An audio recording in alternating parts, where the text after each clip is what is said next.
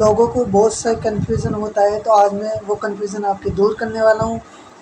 तो संज्ञा दो शब्दों से मिलकर बनता है, सम और ज्ञा, जो होती है संधि अनुस्वार संधि।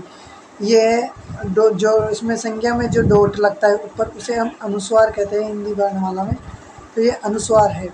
संज्ञा, संज्ञा का अर्थ की बात करते हैं। संज्ञा का अर्थ होता है नाम, यानी किसी भी चीज़ का यदि नाम होता है तो वो संज्ञा होती है। जैसे कोई भी व्यक्ति हुआ, कोई भी वस्तु हुई, कोई किसी भी स्थान का नाम हुआ, जैसे जयपुर।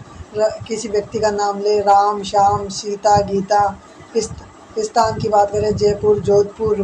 वस्तु की बात करें जैसे पुस्तक, मेज, तो वो नाम है, वह सब संज्ञा कहलाती है। यानी पूरे संसार में ऐसी कोई वस्तु है नहीं है, ऐसा कोई नहीं है जिसका नाम नहीं है। अतः हम कहते हैं कि पूरा संसार ही संज्ञा के अंतर्गत आता है।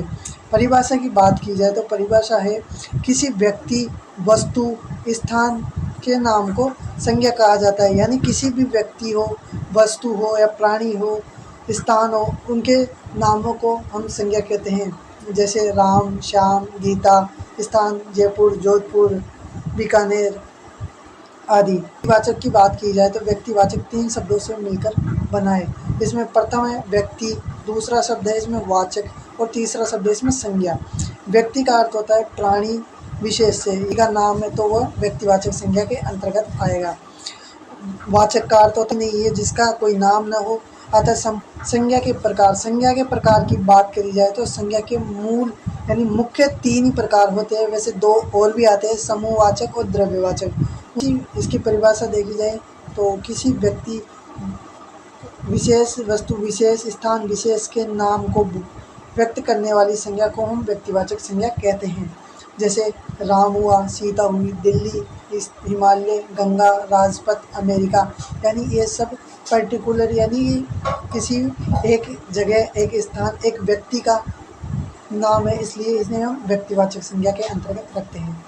नोट आगे चले तो नोट की बात की जाए तो व्यक्तिवाचक संज्ञा हमेशा एक वचन में होती है, यानी इनका बहुवचन नहीं बनाया जा सकता। जैसे कि राम है तो हम रामो नहीं कर सकते, सीता है तो इसका सीताएँ नहीं कर सकते, दिल्ली है तो दिल्ली का दिल्लियाँ नहीं कर सकते।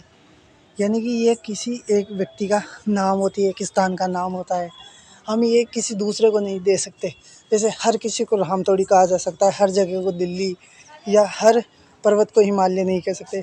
उसी प्रकार ये परिवर्तनशील होती है और ये हमेशा एक वचन ही होती है।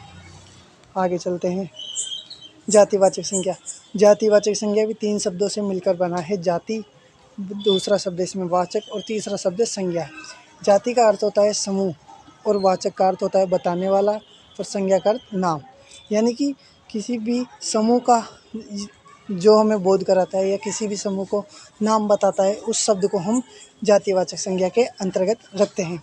यह परिभाषा देखी जाए तो इसकी है किसी व्यक्ति, प्राणी, स्थान या वस्तुओं की जाति, समूह को बोध कराने वाले शब्दों को जातिवाचक संज्ञा कहा जाता है। जैसे लड़का, अब लड़का के अंतर्गत सभी लड़के आ जाते हैं। लड़की के अंतर्गत सभी लड़कियां आ जाती है।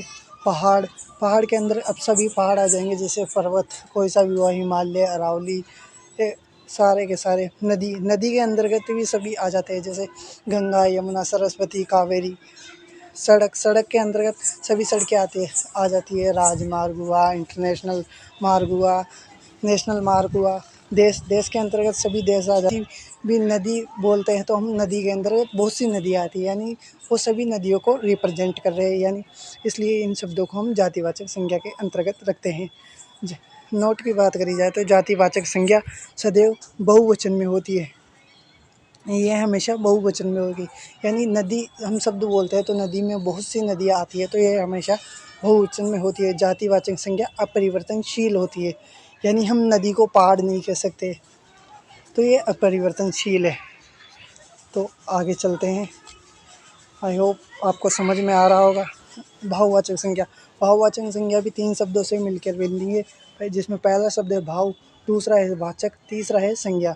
भाव का अर्थ होता है महसूस या अनुभव करना, भाव, और वाचक का अर्थ होता है बताने वाला, संज्ञा का अर्थ होता है नाम। यानी भाववाचक संज्ञा हम उन संज्ञा शब्दों को कहते हैं जो हमें किसी भी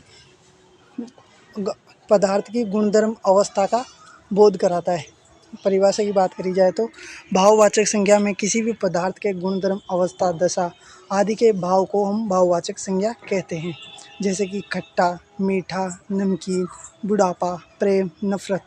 अभी ये सब ऐसी वस्तु है जिनको हम जिनमें भाव छिपा हुआ होता है, इन्हें हम महसूस कर सकते हैं, इन्हें ना देख सकते हैं, ना इनका नाप तोल कर सकते हैं। नोट आगे हम संज्ञा के और भी उदाहरण देखते हैं। व्यक्तिवाचक संज्ञा के अंदर देखा जाए तो राम, सीता, गंगा, हिमालय, अमेरिका, सहारा, पेंटेक, सेवन, ये सब किसी एक व्यक्ति, वस्तु, स्थान के नाम है। इनको हम कभी हमेशा परिवर्तनशील होते हैं, यानी यदि हम दूसरे स्थान पर जाएंगे तो उसका दूसरा अन्य नाम होगा, दूसरे व्यक्ति के पास जाएगा तो उसका अपना एक अलग नेम होगा। तो ये हम दूसरी बात की जाए हम जातिवाचक संज्ञा की, तो जातिवाचक संज्ञा में आता है लड़का, लड़की, नदी, पर्वत, देश, मरुस्थल, घास, यानी इन सब में जैसे लड़का में सभी लड़के, लड़कियों में सभी लड़कियां, नदी में सभी नदियाँ, मरुस्थल में सभी मरुस्थल आ जाते हैं। हम किसी एक विषय वस्तु की बात नहीं कर रहे, यानी किसी व्यक्ति एक की बात नहीं कर रहे, किसी वस्तु एक की बात नहीं कर रहे, किसी स्थान एक की बात नहीं कर रहे, इसमें जाति आती है, तो इसे हम जातिवाचक संज्ञा के अंतर्गत रखते हैं। यह हमेशा बहुवचन में होता है, ये परिवर्तनशील नहीं होता है, यानी लड़की को हम लड़का नहीं कह सकते, नदी को हम पर्वत नहीं कह सकते, इस प्रकार से ये हमेशा परिवर्तनशील नहीं होते। भाववाचक संज्ञा की बात करी जाए तो इसमें हमेशा पदार्थ के भाव, गुणधर्म, अवस्था, ये 3 चीज़ें आएगी। इसके अंतर्गत इसको न तो मापा जा सकता है, न तोला जा सकता है, यानी इसमें मात्रात्मक कोई गुण नहीं होता, इन्हें केवल महसूस किया जाता है, भाव होते हैं। आई होप आपको वीडियो पसंद आई होगी। यदि वीडियो पसंद आई तो वीडियो को लाइक करें, शेयर करें और हमारे चैनल को सब्सक्राइब करें। धन्यवाद।